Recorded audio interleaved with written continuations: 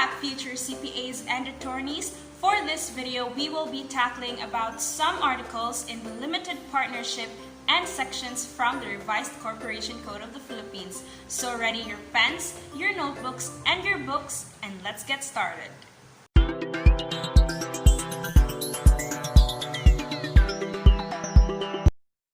Article 1843.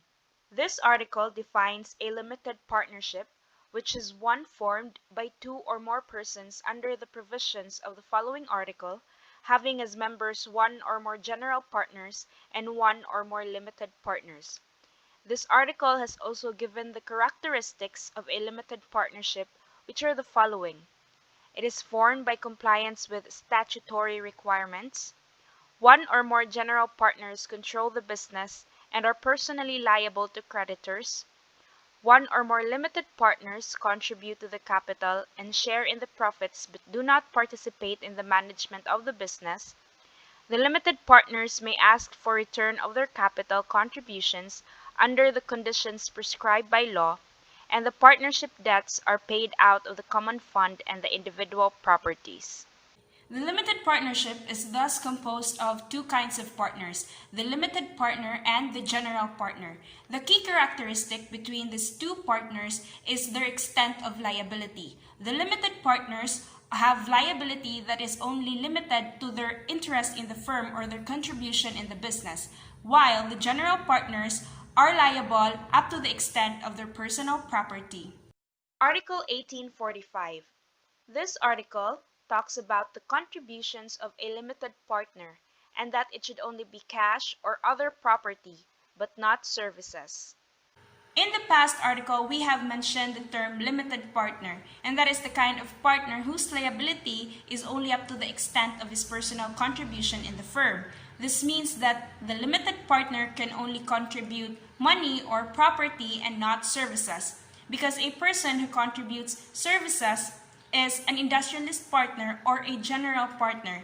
And remember that a general partner is a partner whose liability extends to his personal properties. It shall also be noted that the law is not satisfied by the limited partner's contribution in promissory notes, checks, or bonds. But if the limited partner has actual money in the bank, then the check may be treated as an actual payment or contribution. For example, there are three partners, namely Maria, Cole, and Jem. Maria contributes cash and is a limited partner. Cole contributes cash and is a general partner, while Jem contributes services and is also a general partner. Take note that a general partner is one whose liability to third person extends to his separate property. So if Maria, in addition to the cash that she contributed, will also contribute services, she shall become a general partner. Article 1846. This article talks about the surname appearing on a partnership name. A limited partner's surname shall not appear in the partnership name unless, first, that surname is common with another general partner, meaning another partner who is a general partner has the same surname, or, second, before the limited partner became a part of the partnership, his surname is already carried under the name of the partnership. As a general rule, the limited partner who violates this law or rule shall be liable to the partnership creditors. Article 1847. If the certificate contains false statement, one who suffers loss by reliance on such statement may hold liable any party to the certificate who knew the statement to be false at the time he signed the certificate or subsequently, but within a sufficient time before the statement was relied upon to enable him to cancel or amend the certificate or to file a petition for its cancellation or amendment as provided in Article 1865.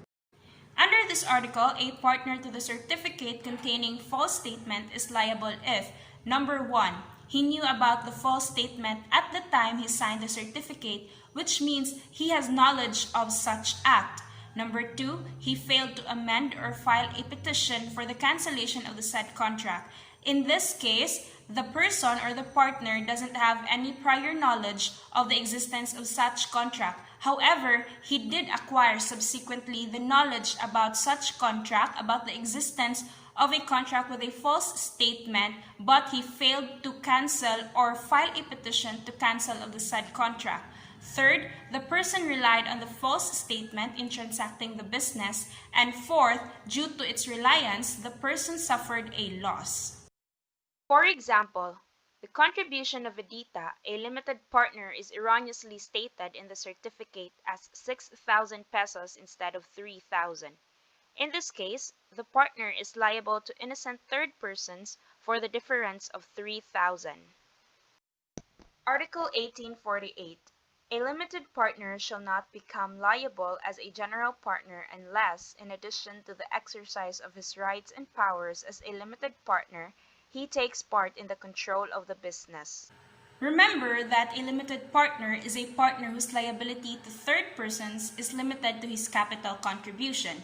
The key characteristic in here for the limited partner is his abstinence from the participation of any transaction of the business firm, which is essential in exempting him from the liabilities of the firm. If he becomes involved in the management of the firm's business, he becomes a general partner and he becomes liable the same way as a general partner. So even if he was given a bare grant of apparent control to the partnership, he is not liable as long as he has not actually participated in the control of the business. But we should also take note that being interested in the success of the partnership does not forfeit the right of a limited partner to make suggestions or express opinions as to the advisability of certain transactions. Article 1849. After the formation of a limited partnership, additional limited partners may be admitted upon filing an amendment to the original certificate in accordance with the requirements of Article 1865.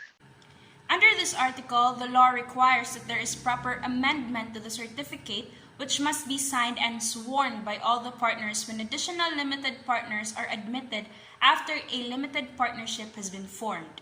Article 1851. Under this article, we talk about the rights of a limited partner when it comes to protecting his interest in the firm. So the general partner and limited partner is different in some aspects, and the power of the limited partner is much more limited than those of a general partner. However, the limited partner shall have the same right as the general partner to first, have the partnership books kept at the principal place of business of partnership and inspect and copy any of them at a reasonable hour. Second, have on demand true and full information of all things affecting the partnership and a formal account of partnership affairs whenever circumstances render it just and reasonable. Third, have dissolution and winding up by decree of court. Take note that the rights of a limited partner is necessarily lesser than the general partner since they cannot take part in the control of the business. Article 1853. This article talks about a person who is a general partner and also a limited partner at the same time at the same partnership. So a partner may be a limited and a general partner at the same time, provided that this is stated in the certificate signed, sworn to, and recorded in the Office of Securities Exchange and Commission. If this is the case, his powers and rights would be of a general partner, which means he would be liable up to the extent of his separate property. However, with respect to his contributions, his rights would be of a limited partner. Article 1855. This article talks about a situation or a case where there are several limited partners. So as long as it is agreed by all the members, there could be a preference given to some limited partners over other limited partners in regards with the return of their contributions, their compensation by way of income, or any other matter. If there is no agreement, these limited partners will have equal rights and no preference shall prevail over the others. Article 1856. A limited partner may receive from the partnership the share of the profits or the compensation by way of income stipulated for in the certificate, provided that after such payment is made, whether from the property of the partnership or that of a general partner, the partnership assets are in excess of all liabilities of the partnership, except liabilities to limited partners on account of their contributions and to general partners. Under this article, it is stated that there is a condition when a limited partner receives his share of profits or compensation by way of income, and that is, it should be in excess of partnership liabilities. This means third-party creditors have priority over limited partners' debts. Also, take note that the liabilities of a limited partner and a general partner are not included when determining the liabilities of a partnership. Article 1860. Under this article, we talk about the effects of retirement, death, insolvency, insanity, or civil interdiction of a general partner and a limited partner. The effect of retirement, death, insolvency, insanity, or civil interdiction of a general partner and a limited partner is not the same. If it is a general partner, it dissolves the partnership. However, if it is a limited partner, it does not result to dissolution unless there is only one general partner. If the business is continued by the remaining partners under the given right in the certificate or with the consent of all members, the certificate must be amended.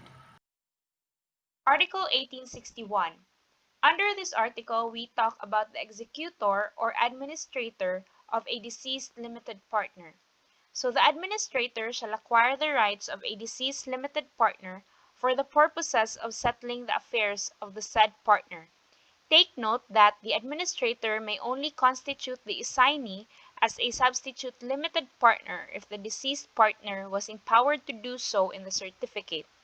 Also, the estate of a deceased limited partner shall be liable for all his liabilities as a limited partner.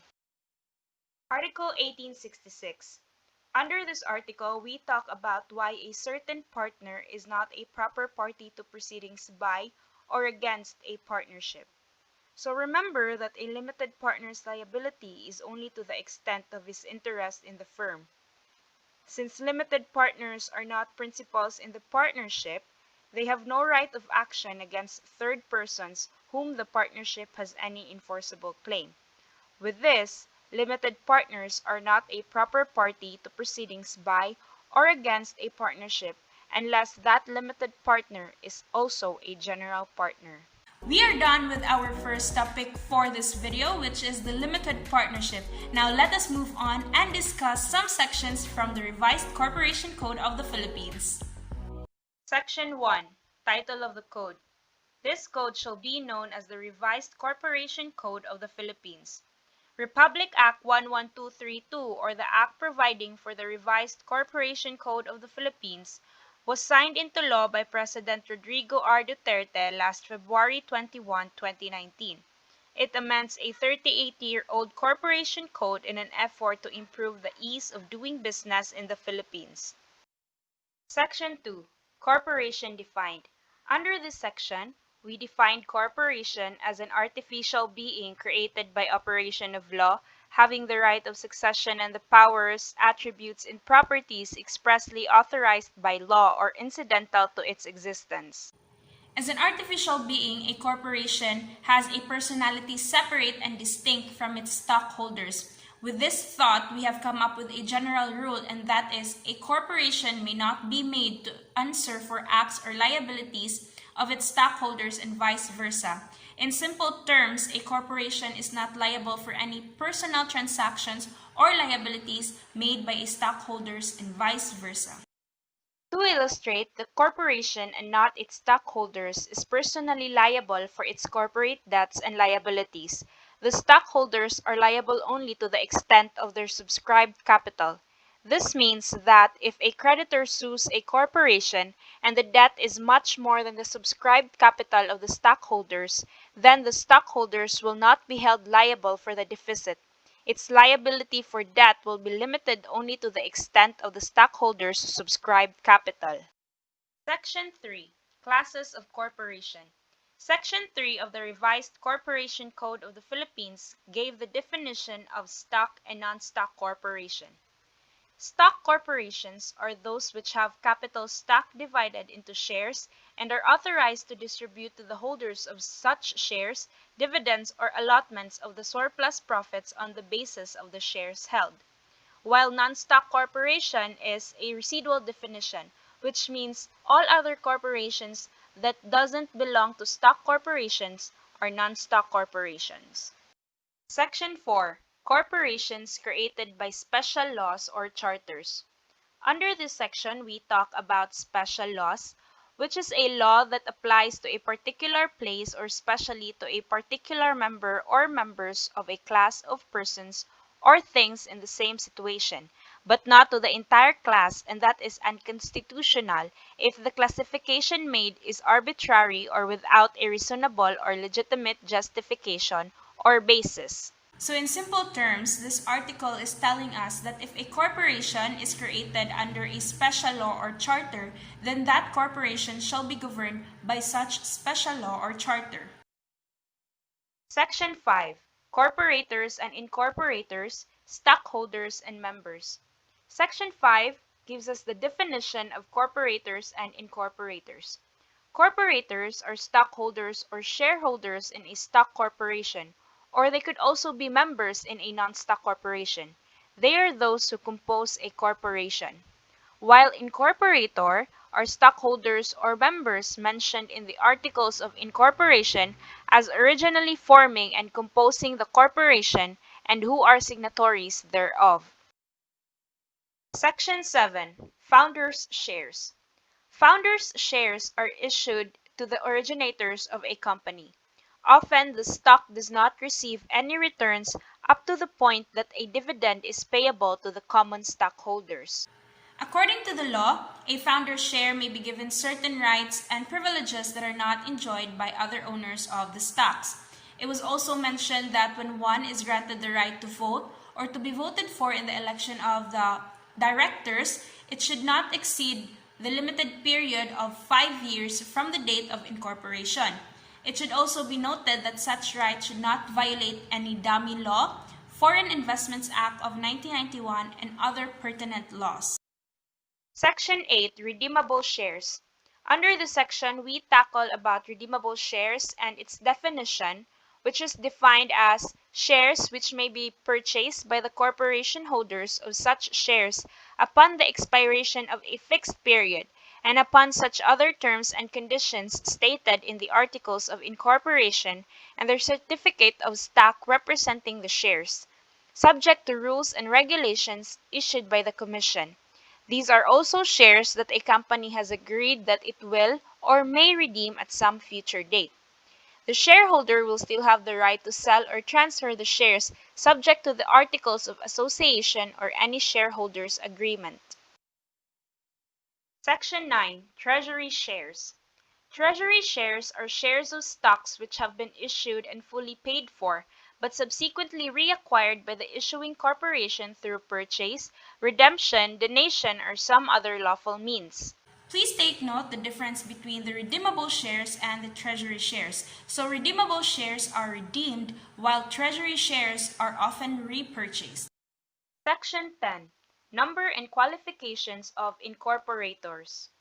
Section 10 tackles about the numbers and qualifications of incorporators. The term incorporator have already been discussed in our past section, but for the purpose of refreshing memory, an incorporator is a stockholder or a member mentioned in the Articles of Incorporation as originally forming and composing the corporation.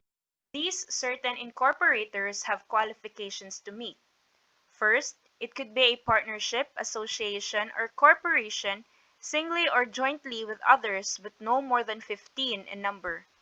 Second, the purpose of organizing such corporation is lawful. Third, natural persons who are licensed to practice a profession and partnerships or associations organized for the purpose of practicing a profession shall not be allowed to organize as a corporation unless otherwise provided under special laws. Fourth, incorporators who are natural persons must be of legal age. And fifth, each incorporator of a stock corporation must own or be a subscriber to at least one share of the capital stock. Section 12. Minimum capital stock not required of stock corporation. Minimum capital stock is the total amount of money received from investors or shareholders in exchange for shares of stock. This form of capital can be paid through actual cash or tangible or intangible property. However, in this section, it was stated that stock corporations shall not be required to have a minimum capital stock except as otherwise specifically provided by special law. Section 13. Contents of the Articles of Incorporation. All corporations shall file with the Commission Articles of Incorporations, which will contain the following. First, the name of the corporation. Second, the specific purpose or purposes for which the corporation is being formed.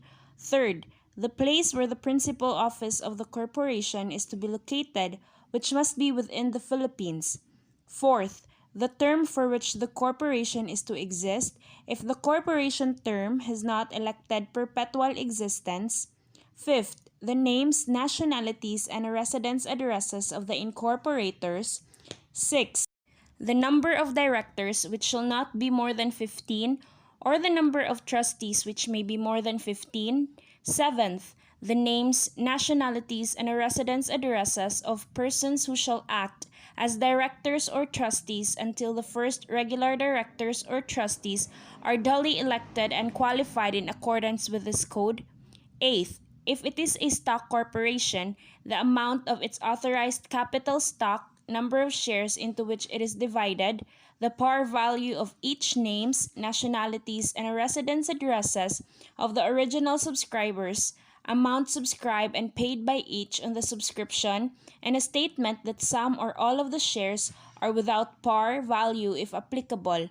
Ninth, if it is a non-stock corporation, the amount of its capital, the names, nationalities, and residence addresses of the contributors and amount contributed each, and lastly, such other matters consistent with law and which the incorporators may deem necessary and convenient.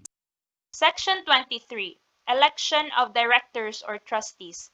Except when the exclusive right is reserved for holders of founders' shares under Section 7 of this code, each stockholder or member shall have the right to nominate any director or trustee who possesses all of the qualifications and none of the disqualifications set forth in this code. At all elections of directors or trustee, there must be present, either in person or through a representative authorized to act by written proxy, the owners of majority of the outstanding capital stock, or if there be no capital stock, a majority of the members entitled to vote. The election must be by ballot if requested by any voting stockholder or member. In stock corporations, stockholders entitled to vote shall have the right to vote the number of shares of stock standing in their own names. So the said stockholder may vote such number of shares for as many persons as there are directors to be elected, cumulate said shares and give one candidate as many votes as the number of directors to be elected, multiplied by the number of the shares owned, distribute them on the same principle among as many candidates as may seem fit. It shall be noted that the total number of votes shall not exceed the number of shares owned by the stockholders as shown in the books of the corporation multiplied by the whole number of directors to be elected. Now the nominees for directors or trustees receiving the highest number shall be the one elected. So that is the end of our video. I hope you learned something about the limited partnership and the corporation code of the Philippines. So remember what we discussed in this video, and I'll see you soon, my future CPAs and attorneys.